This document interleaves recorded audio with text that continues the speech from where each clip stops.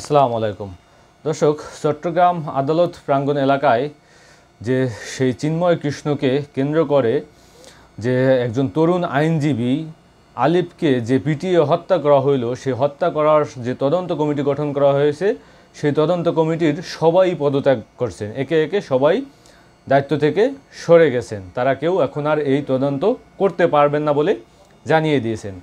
আপনারা জানেন যে তরুণ আইনজীবী জুলাই গণ অভ্যুত্থানের আগে এই স্বৈরাচার বিরোধী বিভিন্ন ফেসবুকে বিভিন্নভাবে তিনি পোস্ট করেছিলেন।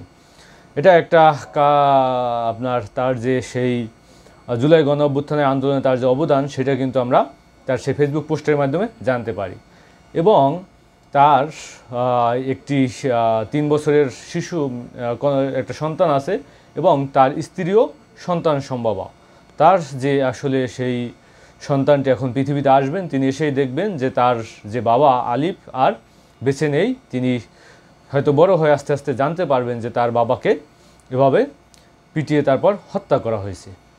তো সেই যে কমিটি গঠন করা হয়েছে, সেই কমিটির প্রধান আব্দুস সত্তার বলেন, আদালত প্রাঙ্গণে সংঘর্ষ ভাঙচুর ও আইনজীবী হত্যার ঘটনার পর সমিতির পক্ষ থেকে 10ই নভেম্বর তদন্ত কমিটি গঠন করা হয় এবং 15ই নভেম্বর রিপোর্ট দিতে বলা হয়। এর মধ্যে সদস্য সচিব সহ 4 জন পদত্যাগ করেছেন। এটি একটি চাঞ্চল্যকর ঘটনা।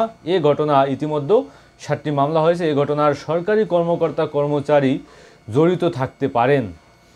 তিনি আরও বলেন, পুলিশের মাইক দিয়ে প্রিজন ভ্যানে থাকা অবস্থায় চিন্ময় কৃষ্ণ বক্তব্য দিয়েছিলেন।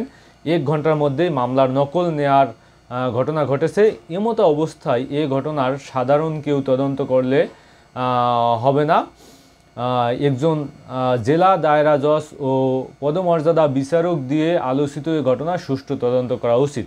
এ কারণেই সর্বশেষ গত বৃহস্পতিবার আমি নিজেও এ তদন্ত কার্যক্রম থেকে অব্যাহতি চেয়ে আবেদন করেছি।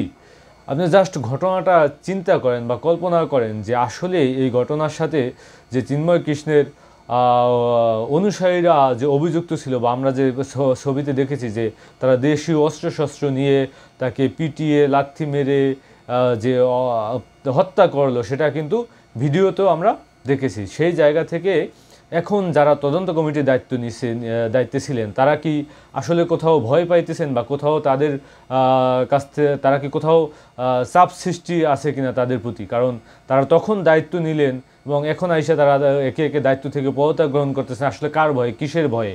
বা তারা এখন কেন বলতেছেন যে এখানে অন্য অন্য যে সরকারি কর্মকর্তা বা যে আইনজীবীরা তারাও এর সাথে যুক্ত আছে কিনা, এটা এখন জজ দ্বারা তারপর তদন্ত করা উচিত। তো বুঝতেই পারতেছেন যে আসলে এরপর আমরা নিউজে দেখলাম যে ছাত্রদেরকেও এরপর এক গণহত্যা মানে গুপ্ত হত্যা করা হইতেছে।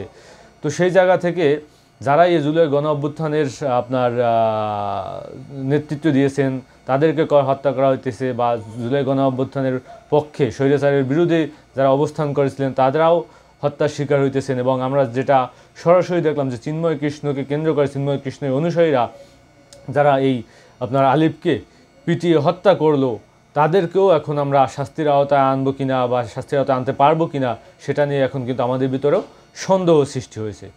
তো যারাই আসলে তদন্ত করতে পারবেন না, তারা দায়িত্ব কেন নিলেন, দায়িত্ব থেকে কেন সরে আসলেন, এ বিষয়টাও আসলে তদন্ত করা উচিত। আসসালামু আলাইকুম।